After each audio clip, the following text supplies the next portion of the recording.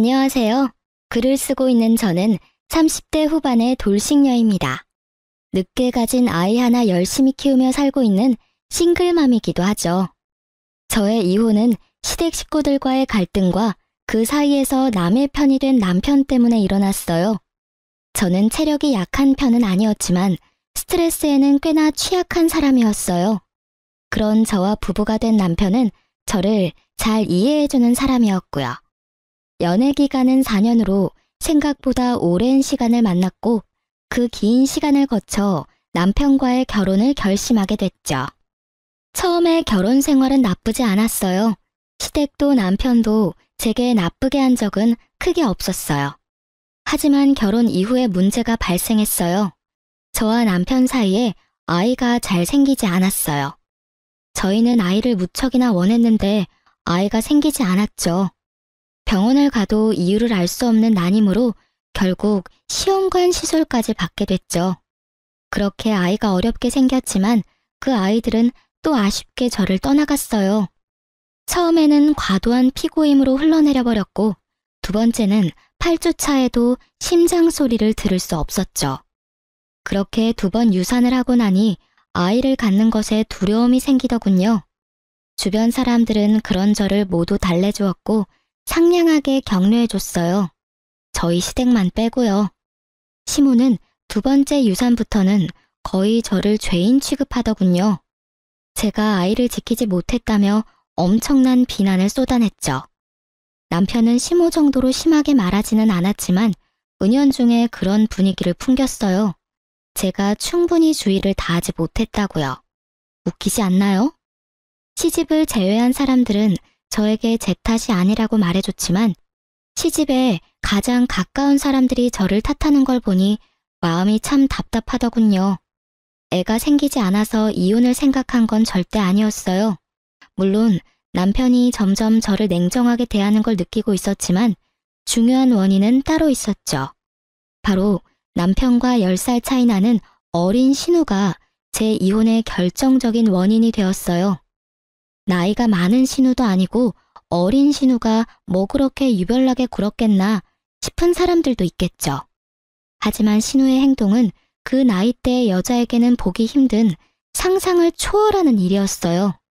처음 결혼했을 때부터 저를 싫어하던 건 아니었어요. 며느리 사랑은 시아버지라고 하죠. 저희 아버님은 딱 그런 사람이었거든요. 시부가 저를 칭찬하고 저를 믿어줄수록 신우가 저를 싫어하고 눈엣 가시라고 여기는 듯 했죠. 아버지의 관심과 애정을 뺏겼다고 생각하는 어린아이였던 거죠. 그런 점을 알았기에 저는 신우를 더 챙겼어요. 하지만 모든 일에는 선이라는 게 있잖아요. 신우와 시모는 그 선을 넘어버렸어요. 그건 제가 2번째 유산을 했을 때였어요. 너무 힘들고 아팠어요. 그런 마음을 드러내는 것도 죄송스러운 마음에 최대한 마음을 다스려 시댁으로 갔어요. 주차 때문에 저 먼저 내려서 시댁 집으로 올라왔고 남편은 주차해놓고 오기로 했거든요. 시간은 복도식 아파트라 복도 쪽에 안방 창문이 붙어 있어요. 거기서 시모와 신우가 이야기를 나누는 게 살짝 열린 문틈으로 다 들렸어요. 예, 너희 새언니 이번에도 유산했대. 이게 무슨 일이야? 도대체 관리를 어떻게 하면 애가 2번이나 떨어져? 그 정도면 새언니한테 문제가 있는 거 아냐? 애가 안 생기는 거면 오빠 탓할 수도 있지만 애가 생겼는데 그걸 유지를 못하는 건 오로지 새언니 탓이지. 그래, 네 오빠 탓은 하나도 없겠지. 아무리 봐도 며느리 문제가 분명해. 진짜 남들 다 잘 갖고 잘 나는 애 하나를 못 낳아서는 게다가 별나기는 얼마나 별난지 몸이 안 좋아서 명절날에도 못 온다고 하더니 그거 그냥 쉬고 싶어서 안 온 거 아니야? 맞을걸? 솔직히 명절에 잠깐 온다고 애 떨어지는 것도 아닌데 잠깐 얼굴 비추고 가면 될 걸 그걸 안 된다고 우기더니 결국은 또 유산했잖아. 너무 쉬워서 유산한 거 아냐? 저의 유산에 대해 하나도 모르는 사람 둘이서 떠드는 걸 듣고 있자니 심장이 벌렁거리며 눈에서 왈칵 눈물이 났어요. 억지로 참았어요. 그들이 하는 말 중에 진실은 하나도 들어있지 않았지만 그래도 참기로 했어요. 제 잘못이 없다고 의사가 아무리 말해줬지만 2번의 유산은 저를 죄인처럼 만들었거든요. 죄인이 무슨 할 말이 있겠냐 싶어 참기로 했어요. 그렇게 마음을 다스리고 겨우 눈물이 멈췄을 때 남편과 만나 같이 시가로 들어갔어요. 신우는 인사도 안 하더군요. 그러려니 했어요. 뒷담화하는 사람이 오히려 웃으며 반기면 더 소름 돋을 테니까요. 차라리 싫어하면 싫어하는 티를 내는 게 심플하니 낫다고 생각했죠. 2번째 아이를 유산시키기 싫어서 차 타는 것도 피하려 했던 제가 명절에 일부러 시가에 오지 않은 것은 사실이었어요. 하지만 친정에도 가지 않았고 오로지 집에서 누워만 있었어요. 다 아이를 지키기 위함이었지만 결국에는 사라져버렸죠. 이날 시가를 방문한 건 명절 때 오지 못한 것을 대신해서 선물과 용돈을 들고 찾은 거였어요. 솔직히 저희 시댁은 제사도 지내지 않기 때문에 명절은 가족끼리 만나는 시간에 불과하거든요. 게다가 시모가 잠깐 들르라고 말하기도 했고요. 시모가 무슨 이야기를 하려나 싶었는데 상상하기도 싫은 말을 꺼내더군요. 예, 네 동생 이번에 삼수해서 서울에 있는 대학 붙었잖니? 우리 집에서는 좀 머니까 네 동생 너네 집에서 봐줄 수 있겠니? 시모는 제가 아닌 남편에게 부탁을 하더군요. 신우를 돌보는 것이 제 소관이 될 것을 알면서도 남편만 허락하면 될 거라는 생각으로 그렇게 하신 것 같았어요. 남편도 그 순간 제 눈치를 살짝 보더군요. 자기가 돌보는 게 아니란 걸 아니까요. 저희 집에서 지내면 밥하는 것도 제가, 빨래하는 것도 제가, 청소하는 것도 제가 해야 하는 걸 남편은 잘 알고 있으니까요. 남편이 저를 쳐다보기에 제가 먼저 시모에게 한마디 했어요. 어머님, 저희 집에 방도 모자라고 아가씨 오셔도 갑갑하기만 할 거예요. 대학 다니면서 오빠네 집에서 지내는 것보다는 자취를 하면서 독립을 하는 게 더 나을 것 같은데요. 넌 어떻게 새언니가 돼서는 그렇게 어린 신우한테 냉정해?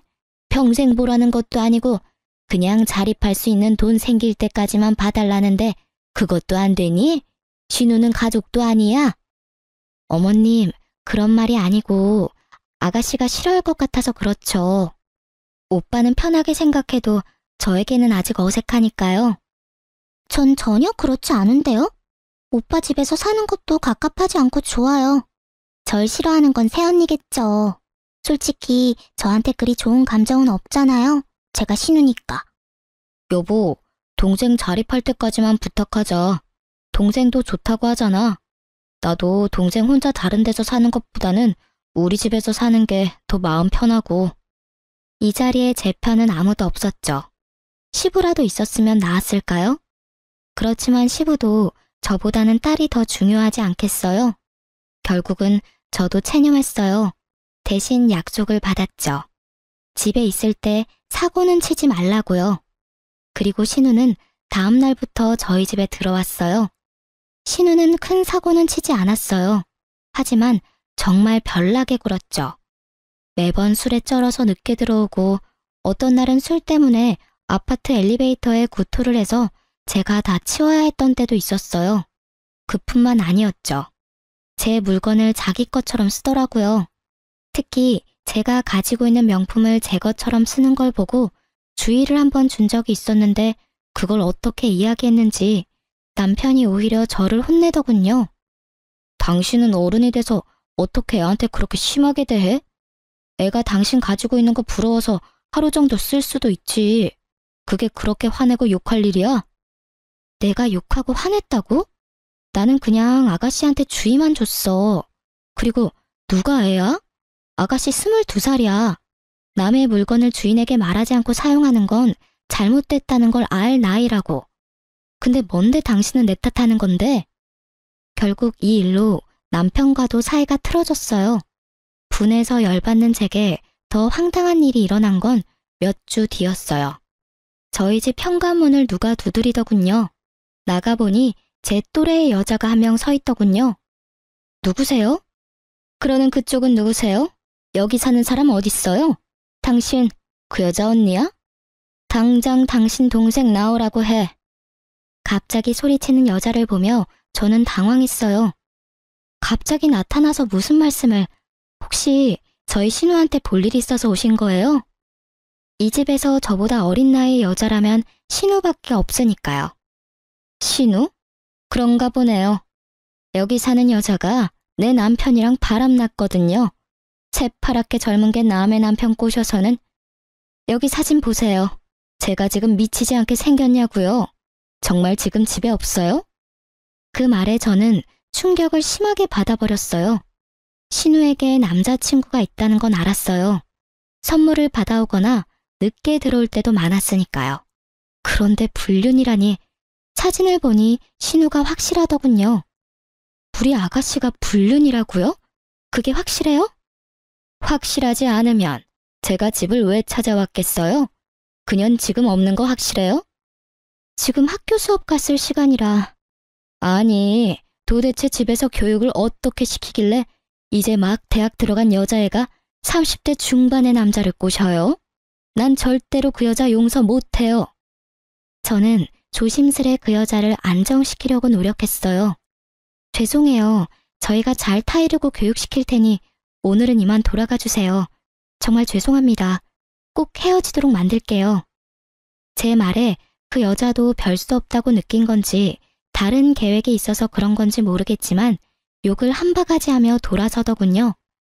솔직히 그렇게 욕을 한다 한들 신우가 없으니 어쩔 도리는 없었겠죠. 그날 저녁 남편은 야근으로 늦는다고 연락이 왔고 신우는 저녁 먹을 시간쯤 들어왔더군요. 저는 신우를 불렀어요. 오늘 낮에 어떤 여자가 찾아왔어요. 아가씨를 자기 남편과 바람핀 불륜녀라고 하더라고요. 사진도 이미 다 가지고 있던데 그 남자랑 헤어질 거죠. 제 말에 신우 얼굴이 팍 상하더니 저한테 쨍쨍한 목소리로 따지듯 말하더군요. 새언니가 뭔데 제 연애 사정에 간섭이세요? 제가 누굴 만나든 뭔 소리를 듣건 언니가 상관할 바가 아니죠. 어디서 언니 노릇이야? 아주 싸가지를 밥 말아 처먹은 말투에 저도 빡 돌았어요. 그럼 제가 아가씨 때문에 욕먹은 건 어떻게 책임질 거예요?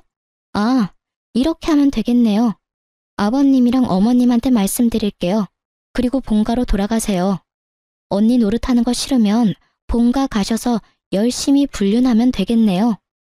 결국 시부모 이름을 들먹이자 신우 표정이 어두워지더군요.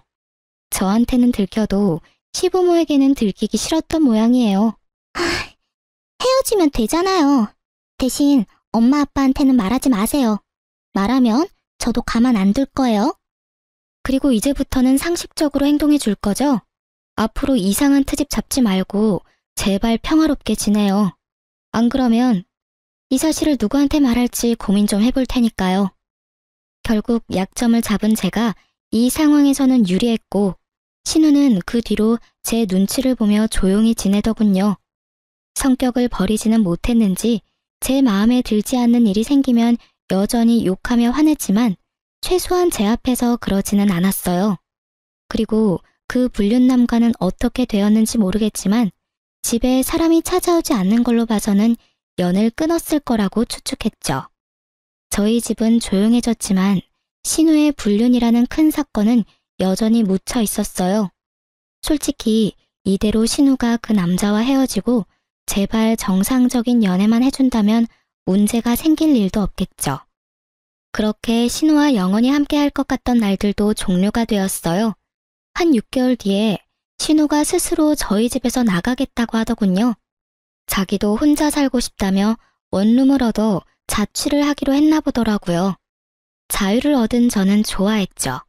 그런데 그 즐거움도 오래 가지는 않았어요. 그로부터 또 반년 뒤에 시모가 저를 불렀어요. 급하게 오라고 해서 갔는데 그 자리에는 시모와 신우, 남편, 그리고 웬 갓난아기가 있더군요. 저는 순간 남편이 데려온 아이인가 싶었어요. 제가 아이를 낳지 못하니 남편이 어디 가서 애를 데려왔나 하고 우울한 생각이 들었거든요. 사실 이날은 제가 아침에 임신을 확인한 날이었어요. 다만 초기 유산이 잦았기에 이번에는 안정기에 접어들 때까지 임신 사실을 밝히지 않을 예정이었죠. 그런데 아이를 보니 순간 당황했어요. 누구 아이예요? 네 신우 아이다. 같은 대학교에 잠깐 사귄 남자친구 사이에 생긴 아들인데 그 집에서는 애 낳지 말라고 했다더구나. 나도 애 포기하려다가 너희 애 없는 거 알고 그냥 낳으라고 했어. 너희 집에 애 주면 되겠다 싶어서. 어차피 우리 집 피를 이은 아이인데 네가 데려가서 키워주거라. 신우는 아직 결혼도 안 한 애라 호적에 애 올라가 있으면 시집도 못 가. 너도 애는 너하고 인연 없다고 생각하고 여기 있는 애나 잘 키워. 다시 임신한다느니 어쩐다느니 하면서 속 시끄럽게 하지 말고. 아가씨 아이라고요? 누구 아이예요? 시모는 모르는 눈치였고 신우는 제 질문의 의도를 잘 알아챘어요. 저는 이 아이가 설마 그 불륜남의 아이인가를 묻는 거였어요. 그런데 얼마 전까지 제 눈치를 보며 조신하게 행동하던 신우가 예전에 그 싸가지 없는 년으로 돌아갔더군요. 방금 못 들었어요? 엄마가 이야기했잖아요. 제 남자친구 아이라고요. 어차피 언니 애도 못 만드는데 이럴 땐 나한테 고맙다고 하고 애 데리고 가야 하는 거 아닌가? 솔직히 언니 애 없는 거 스트레스 받잖아요. 그럼 나한테 고마워해야지 애를 주는데. 그리고 내가 이대로 미혼모 되게 놔둘 거예요? 당연히 새언니가 나를 도와야죠. 당당하게 이야기하는 꼴을 보니 부하가 치밀어 오르더라고요. 애가 없으면 없는 대로 살면 되는데 왜 제가 남의 애를 키워요? 그것도 아가씨 애를? 전 못해요. 하고 싶으면 어머님이 애 호적에 넣고 키워주세요. 제 말에 시모가 화를 버럭 내더군요. 너 정말 끝까지 협조 한 번을 하네? 내가 분명히 말했지. 결혼도 안 한 신우 시집 못 가게 막는 애라고. 그러면 당연히 네가 도와줘야 하는 거 아니야? 애 앞길 막으려고 작정했어. 아가씨 앞길 막은 게 왜 저예요? 생각도 없이 임신하고 출산한 아가씨가 본인 앞길 막은 거죠. 그리고 자기가 저지른 일 뒷감당을 왜 아니 내가 해야 하는데요. 정말 말도 안 나오네요. 이렇게 어이없는 일을 시킬 줄 상상도 못했어요. 제가 아무리 애가 없어도 이건 아니죠. 어떻게 할까 상의를 하는 것도 아니고 네가 보라며 통보하는 식이라니. 내가 무슨 쓰레기 처리반인 줄 알아요? 무슨 일만 생기면 사람을 갖다 써요. 알아서 본인이 어지럽힌 건 본인이 치워야지. 여보, 왜 또 이래? 우리 애 갖고 싶어 했잖아. 남의 자식 데려다 키우는 것보다는 나은 거잖아. 동생이 자기 앞길 막은 건 맞지만 그래도 어떻게 동생한테 모든 원인이 있겠어. 그 남자친구가 책임도 안 지고 떠난 게 잘못이지. 싸질렀으면 책임을 져야지. 근데 떠났다잖아. 이대로면 우리 동생 미호모의 싱글맘이야. 아직 대학도 졸업 못했는데. 부탁이야. 우리가 애 돌보자. 응? 당신 지금 착각하고 있는 거야. 아가씨 남자친구는 대학생 아니라고. 아가씨 불륜해서 애 낳은 거야. 그래서 우리한테 애 맡기려고 하는 거고. 당신 미쳤어? 그게 무슨 소리야. 당신 이런 식으로 내 동생 모함할 거야? 아무것도 모르는 순진한 애한테 불륜? 아무리 신우가 싫어도 그렇지. 어떻게 그런 거짓말까지 해. 이건 당신이 선 제대로 넘은 거지. 내가 왜 거짓말을 해? 당신이야말로 매번 나를 거짓말쟁이로 만드는 거 누구 때문이야? 아가씨가 또 그렇게 말하디? 자기는 청렴결백의 순수 청정이다. 세상 청순한 척 다 하고 뒤로는 유부남 만나는 신우가? 당신만 모르지. 내가 무슨 짓을 당했는지 말해줘? 그 불륜남 와이프가 우리 집에 와서 뭐라고 했는지 말해줄까? 그만하랬지. 당신하고는 더 이상 이 이야기 하고 싶지 않아. 애는 내 호적에 넣을 거야. 그러니까 당신도 그렇게 알고 있어. 내 밑으로 넣기만 해봐. 난 그 애 내 아이로 절대 못 받아들여. 그리고 말 안 하려고 했는데 나 임신했어. 솔직히 다른 아이 키우다가 내 아이 잃고 싶은 생각 추워도 없어. 아이 가졌다고? 차라리 잘 됐네. 같이 키우면 되잖아. 도대체 뭐가 문젠데? 나도 많이 도와줄게. 그러니까 우리 애로 넣자고. 동생 한 번만 좀 도와줘. 불쌍하잖아. 대학 졸업장은 따야지. 갓난애 키우는 게 그렇게 쉬워 보여? 50일까지는 두세 시간마다 분유 타먹여야 해. 애는 통잠도 안 자고 투정해. 밤낮이라도 바뀌어봐. 그 상황을 임신한 내가 버틸 수는 있겠니? 그렇잖아도 유산을 2번이나 했는데 당신이 아이 혼자서 다 볼 거면 그렇게 해. 나는 그렇게 못하니까. 저의 강경한 반대에 신우가 인상을 팍 쓰고 소리치더군요. 이번에도 안 봐도 뻔하잖아요. 또 유산될 거 뻔한데 뭐하러 그렇게 신경 써요? 그냥 있는 아이한테 신경 더 쓰세요. 이상한 데서 고집 부리고 난리야. 준다면 넙죽 고맙다고 받으면 되지. 무슨 자존심 세운다고 저러는 건지.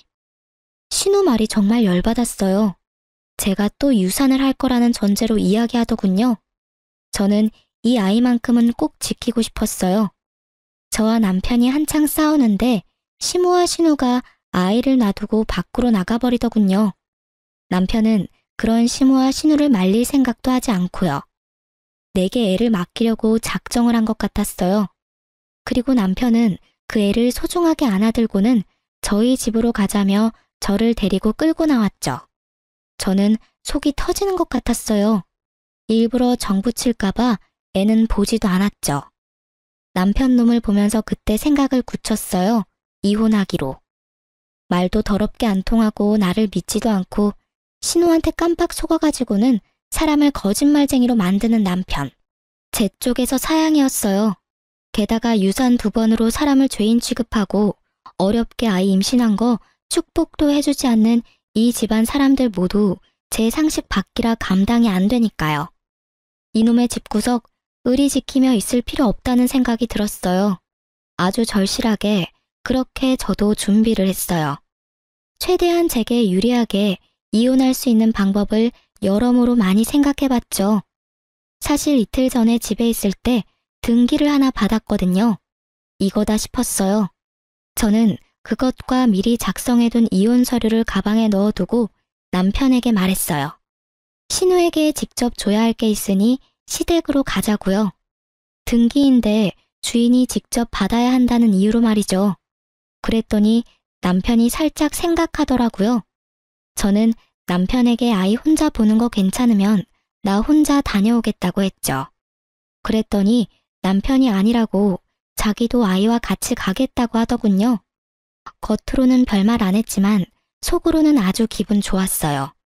계획대로 할 수 있을 것 같았거든요. 솔직히 이번에 시모와 신우가 일부러 시부 없는 시간을 골라서 저를 부른 것 같다는 느낌을 받았거든요. 그렇다면 시부는 이 사건을 모르고 있다는 거고, 그렇기 때문에 제가 시부에게 다 말할 생각이었어요. 그리고 겸사겸사 저한테 이런 미친 짓을 한 신우도 혼내줄 생각이었죠. 시댁에 애 데리고 갔더니 시부가 반가워하시더군요. 남편이 시부에게 아이를 보여줬어요.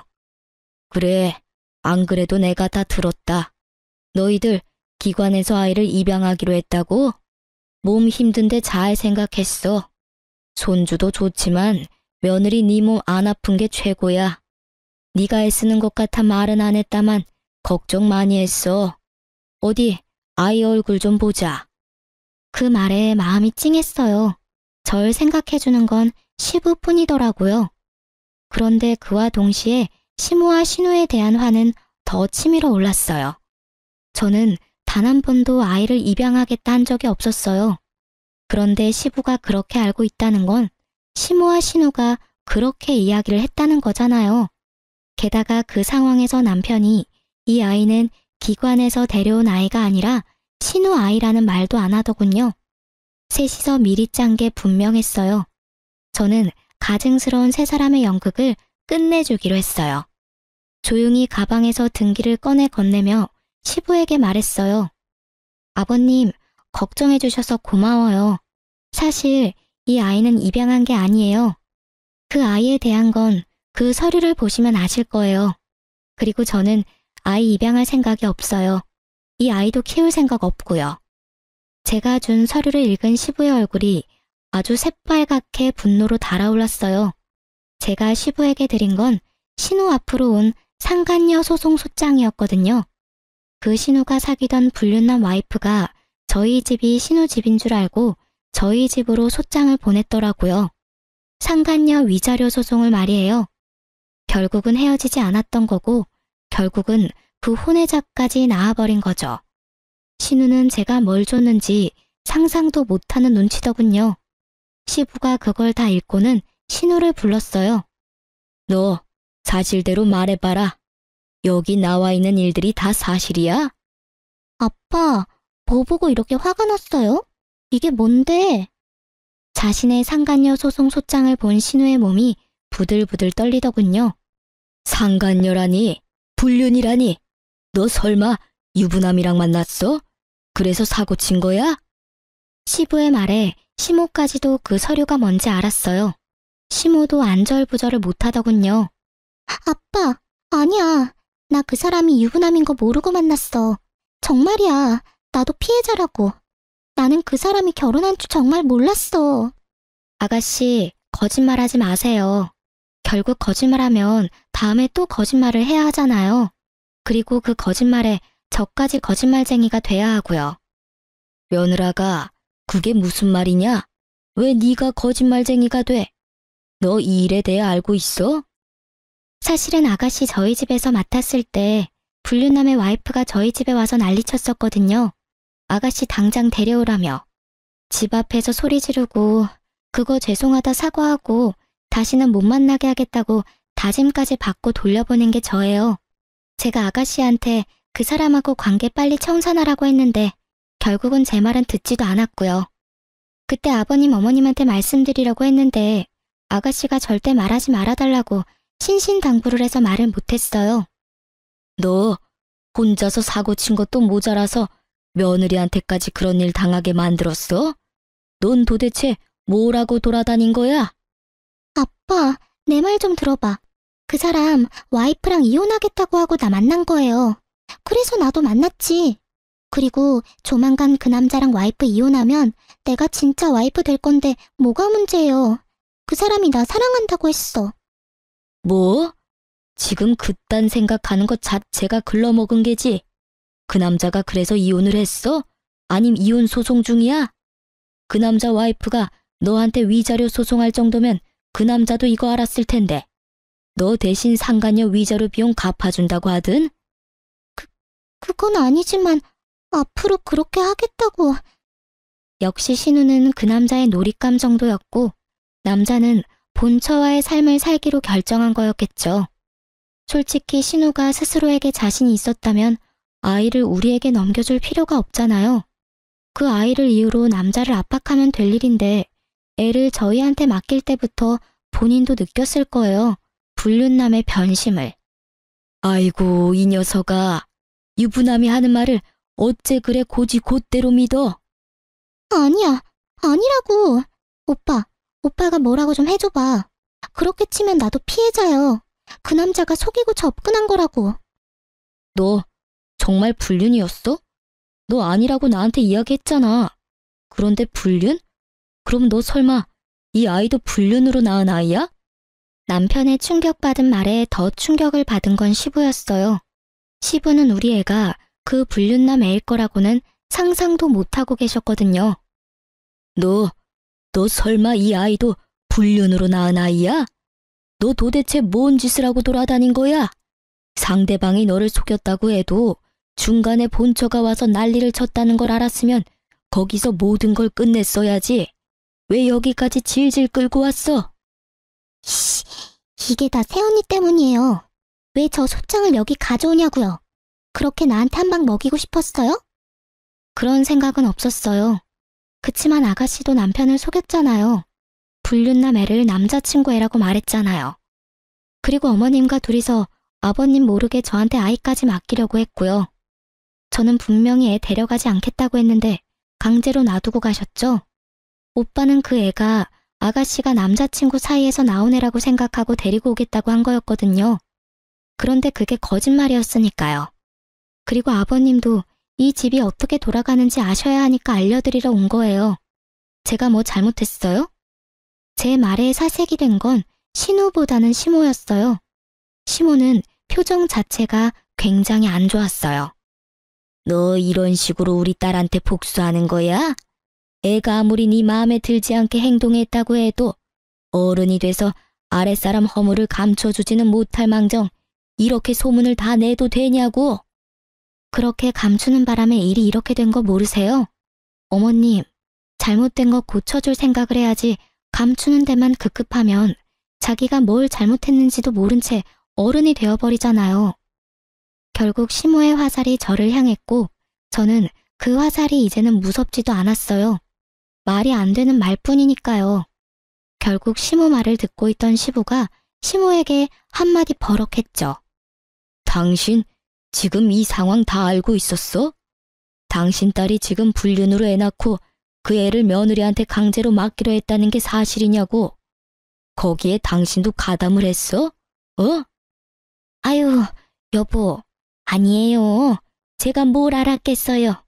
저는 그냥 딸애가 임신했다는 이야기만 듣고 애 앞길 망칠까봐 며느리한테 애 잠시 맡기려고 한 것뿐이에요. 그러니까 당신은 딸이 불륜 저지르는 건 몰랐다. 딸이 애를 낳은 것만 알았고 그런데 애는 며느리한테 줬다. 이거야?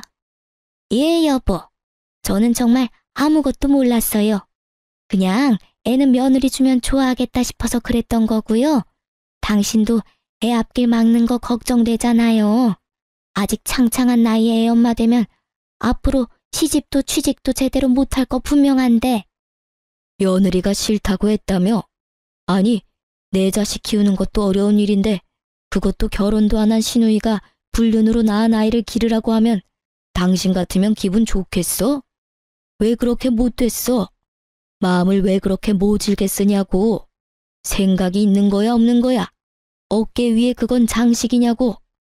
그러면 나한테 이야기를 했었어야지. 왜 뭐든 다 며느리 어깨에 짊어지우려고 하냐고. 그게 당신한테 말하기에는 좀. 그리고 우리 딸이 이렇게 된 거는 다 며느리 잘못이에요. 아니, 애랑 같이 살면서 관리를 철저하게 했어야지. 어쩜 애한테 신경을 하나도 안 써주면 이런 일이 벌어져요? 이럴 줄 알았으면 며느리한테 맡겨놓지 않는 건데. 제 탓하기 전에 잘 생각하세요. 저는 이미 어머님께 아가씨 맡기 싫다고 말했어요. 이런 일은 예상한 건 아니지만요. 그리고 아가씨와 관련된 건 남편이 책임지기로 했는데 왜 저한테 불똥이 튀는지 모르겠네요. 그리고 이미 저희 집 왔을 때부터 그 불륜남 만나고 있었어요. 찍힌 사진만 봐도 상대방이 가지고 있는 카톡 내역도 저희 집 오기 전에 있었던 일들이거든요. 제가 관리하고 말고 할 것도 없었고 제가 신우에 대해 뭐라고 하면 남편이 저한테 엄청 난리쳤거든요. 애가 그럴 수도 있지 왜 그렇게 화내냐고요. 그 뒤로는 주의도 주지 않았고요. 제 말은 다 거짓말이라는데 제가 무슨 말을 더해요? 시모가 필사적으로 자신과 신우 탓이 아니라고 시부에게 변명하는 데에는 다 이유가 있었어요. 시부는 시모와의 결혼이 재혼이었거든요. 시부의 전처는 젊은 남자와 바람이 나서 돈까지 들고 아들 내버려두고 집 나갔다고 하더군요. 그래서 시부는 불륜이라는 걸 가장 싫어하고요. 그걸 알고 있으니 빨리 딸아이가 불륜으로 낳은 아이를 눈앞에서 치워버리고 싶었던 거예요. 그것도 모르고 남편은 두 모녀에게 이용당한 거고요. 어떻게 구슬렸는지 제 말은 믿지도 않았으니 대단한 사람들인 거죠. 당신 딸 관리를 왜 며느리한테 맡겨? 그래놓고 지금 나한테 며느리가 잘못했다고 이야기하는 게 말이 되냐고 지금. 불륜? 어이가 없어서. 앞으로 당신 딸한테는 10원 한 장 안 줄 테니까 이제부터 알아서 살아. 내 딸처럼 키워보려고 했더니 아주 근본부터 썩었네.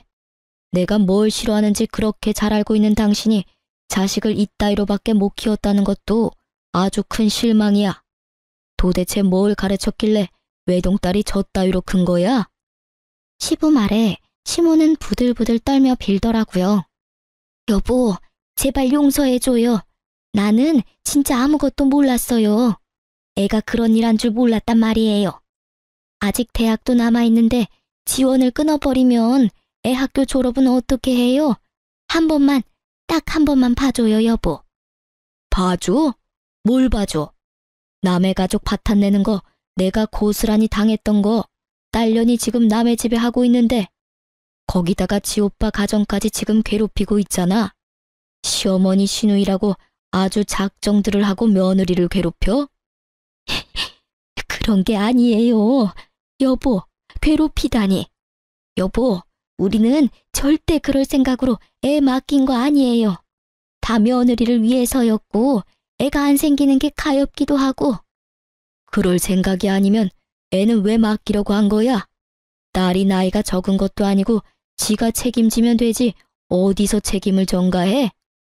혹시라도 딸이 지 자식 키우겠다고 했으면 나도 딸의 마음 기특해서라도 지원해주려고 했을 거야. 그런데 이게 뭐야? 집안을 완전 풍비박산을 내놨잖아. 나는 내 가족 중에 저런 인간이 있다는 거 용납 못해. 그러니까 당장 나가. 내 집에서 나가. 시모와 신우는 시부 앞에서 울고불고 난리가 났어요. 저는 그걸 보면서도 아무 생각도 들지 않았고요. 다 자기들이 저지른 일 때문에 이런 일이 벌어진 건데도 반성은커녕 용서만을 바라는 모습을 보니 측은한 마음도 생기지 않더군요. 그리고 저는 벙찐 얼굴로 시모와 신우만 바라보던 남편에게 미리 준비해온 이혼 서류를 건넸어요. 이혼 서류야. 그거 작성한 대로 제출할 거야. 내 이야기는 제대로 듣지도 않고 신우 말만 듣고 애 데려오겠다고 혼자서 결정했지? 어떻게 불륜으로 낳은 아이를 나한테 맡길 생각을 해? 여보, 나는 정말로 동생이 나한테 거짓말하는 줄은 몰랐어. 속아 넘어간 거 이해할 수 있어. 아가씨가 속이려면 다들 속아 넘어갈 수밖에 없으니까. 그런데 내가 그렇게까지 당신한테 진실을 이야기하려고 했으면 최소한 스스로 알아보려는 생각은 해야 하는 거 아니야? 무작정 나를 거짓말쟁이로 만들어버렸잖아. 내가 받은 배신감이 얼마나 큰 줄 알아? 그리고 내가 유산 2번 하고 나서부터는 완전히 사람을 죄인 취급했잖아. 시어머니랑 둘이서. 나는 더 이상 그런 취급 받으면서까지 결혼 생활 유지하고 싶지는 않아. 여보, 다시 생각해봐. 이대로 이혼한다고 당신한테 좋은 거 하나도 없어. 당신 아이까지 생겼는데 몸 더 챙겨야지, 응? 내가 다 할게. 내가 당신 대신 다 해줄 테니까 이혼하자고 말하지 마. 내 애는 내가 알아서 키워. 왜? 또 유산할 거 뻔한데 뭐하러 잘해주니?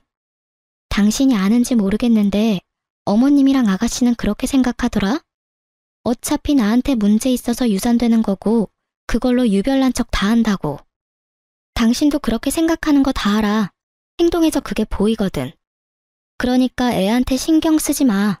어차피 또 잘못될 거라고 생각하고 있잖아. 그러니까 관심 꺼. 넌 내 애한테 신경 쓰지 말고 신우 애한테나 신경 써. 저와 남편의 대화를 듣고 있던 시부가 다시 버럭했어요. 지금 너희 뭐라고 했어? 지금 며느리 임신했어? 너는 그걸 알면서도 며느리한테 애를 보낸 거야? 이 미친놈이. 아우 속 터져 속 터져. 집구석이 완전 개판이야. 넌 도대체 뭐하는 인간이야? 도대체 뭔 짓을 어떻게 하면 며느리 입에서 이혼하자는 이야기가 나와? 그것도 임신한 며느리한테서. 그날 시댁 분위기는 정말 엉망진창이었어요. 시부는 열에 뻗쳐서 씩씩대고 있었고 신우와 시모는 생각보다 큰 시부의 분노에 눈치만 보고 있었죠. 남편은 제가 이혼하자고 할지 예상도 못해서 그런지 당황한 기색이 역력했고요. 바구니의 아기는 빽빽 울어대고요. 저는 그런 시댁 사람들에게 말했어요. 아버님, 죄송해요. 저도 제 애를 지키려면 이렇게 할 수밖에 없어요. 이해해 주셨으면 좋겠어요. 그리고 아가씨, 어머님, 2분이서 제 욕하는 거 처음부터 알았어요. 제가 이혼하니까 속 시원하시죠? 마음 편하게 잘 지내세요. 그리고 당신은 앞으로 나랑 얼굴 볼 생각하지 마. 애가 어떻게 되든 상관도 하지 말고.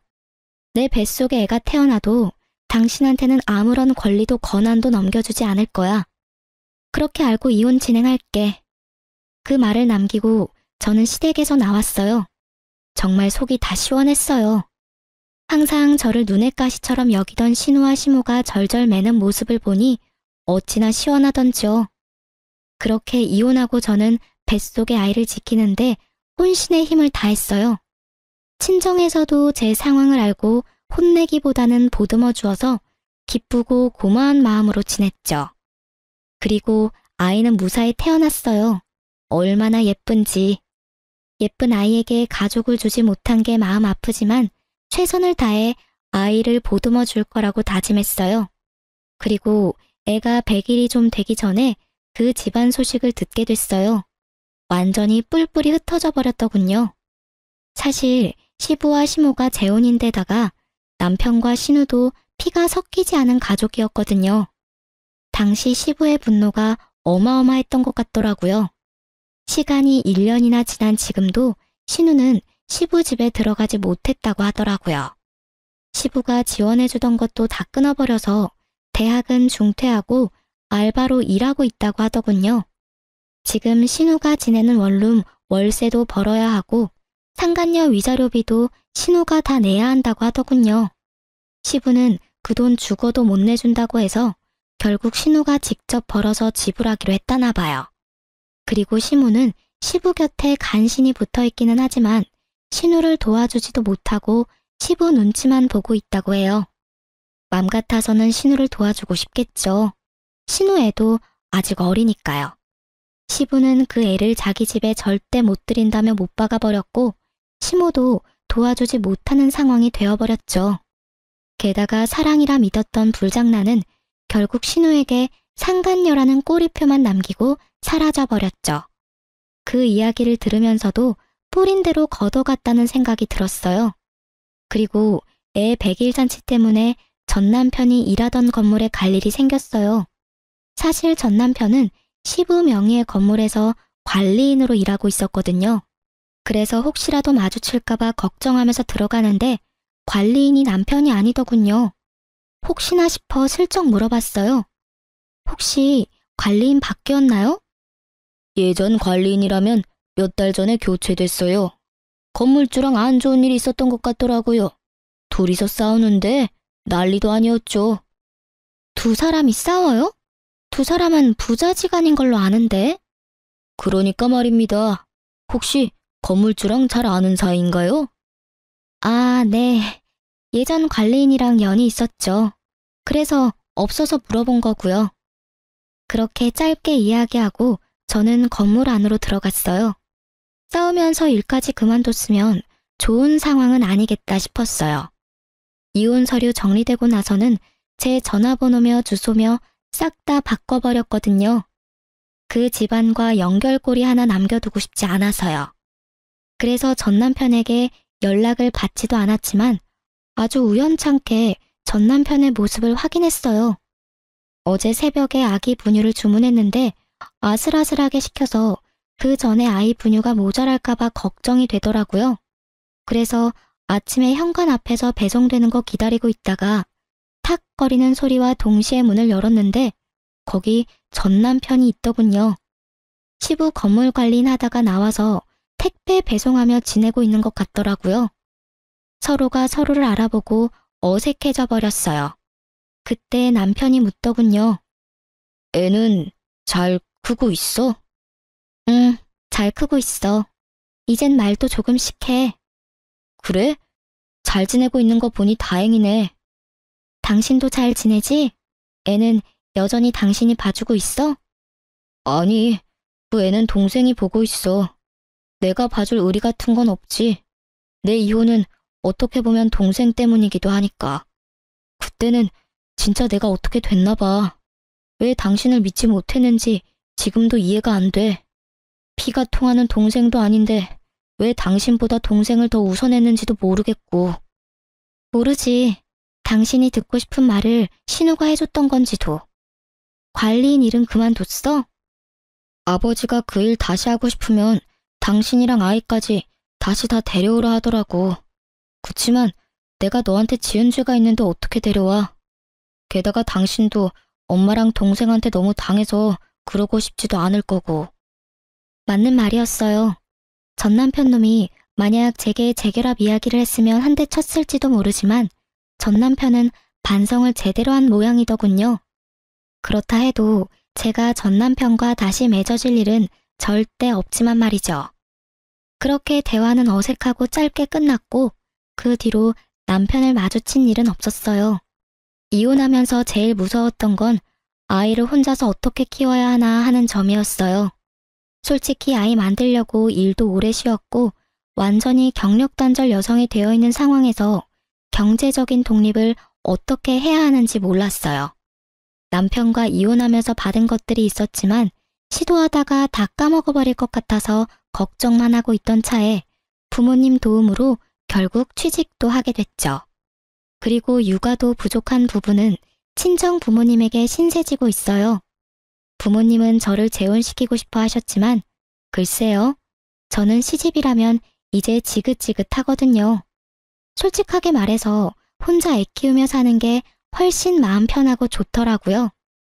사실 2번이나 유산한 경험 탓에 아이의 존재가 저에게는 너무나 특별해요. 그만큼 절실히 원했거든요. 그런데 출산을 하고 엄마가 되어보니 아이에게 유일한 하늘이 저라는 생각에 재우는 감히 꿈도 못 꾸겠어요. 물론 엄마는 딸 걱정하는 마음에서 권유했겠지만요. 저는 귀여운 아기 천사를 만난 것만으로도 더없이 행복하네요. 다들 제 사연 들으시고 어떤 생각을 하실지 모르겠네요. 제게 혹시 해주고 싶은 조언이 있으시다면 부담 가지시지 마시고 소중한 댓글 달아주셨으면 좋겠어요. 제 선택이 올바른 선택이었는지 용기를 얻고 싶거든요. 그럼 지금까지 제 사연 들어주셔서 감사합니다. 행복한 하루 되세요.